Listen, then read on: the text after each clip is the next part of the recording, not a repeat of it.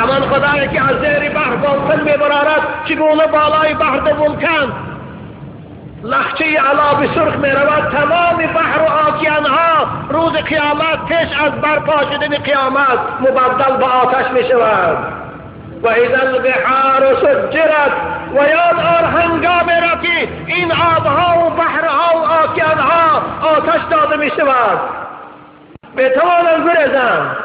نه، کلا لا وزر الى ربک یومئذ المستقر. آن روز دیگر جای گریز نیست. يقول الإنسان أين المفر كلا لا وزر. نه جای گریز نیست. نه ثروتمندها، نه پادشاهها، نه ملا و ایشانها، نه متکبران نمیتوانند از قبضه قدرت خدا گریزند. نمیتوانند. لا وزر. يقول الإنسان أين المفر. يقول الانسان الكافر. انسان کافر آن روز دهشت می گفتند جای گریز کجاست؟ در کجا پنهان شویم؟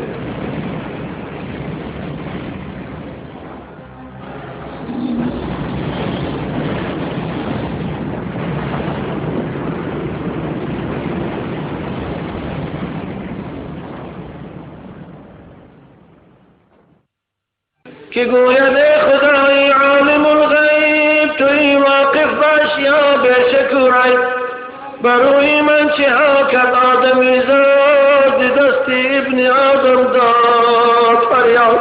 خدایا تو میدانی که در مالی من اینها خونریزی کردن، اینها زنا کردن، فاحشه خانه کشادن، طرب خانه کشادن.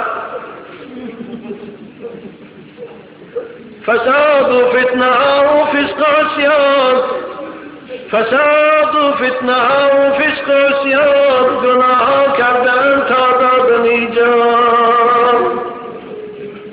گران بارم من از عصیان ایشان. خدایا دیگر من باری وزنین اینها را برداشت نمیتونم. آن روز ببین عزیزان من از باری جسد ما وزنینی میکند. گرانبارم من از عصیان ایشان، شد از مدفونشان خاکم پریشان. ندارم طاقت عصیان آن با این بار، زمن این عاصیان را زود بردار. خداوند من طاقت این باری وزبینی این گناهگاران را برداشتن ندارم. اکنون زودتر اینها را از درون من بیرون کن.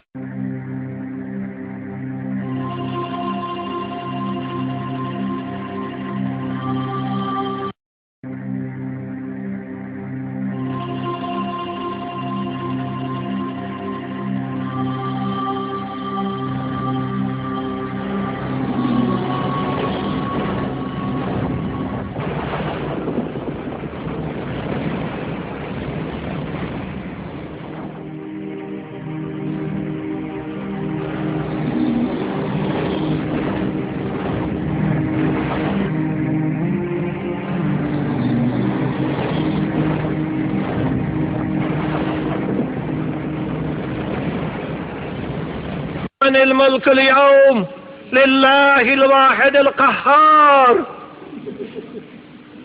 امروز پادشاهی حقیقی کیست؟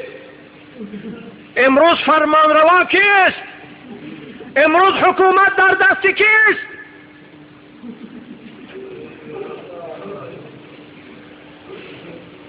لله الواحد القهار.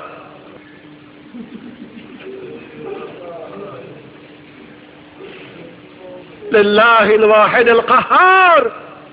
امروز حاکم، امروز حکومت دار، امروز فرمان بردار، امروز حاکم سودیه فقط الله است. خدای یکتای غالب و توانا که همه موجودات نابود کرد فقط اوست. لله الواحد القهار.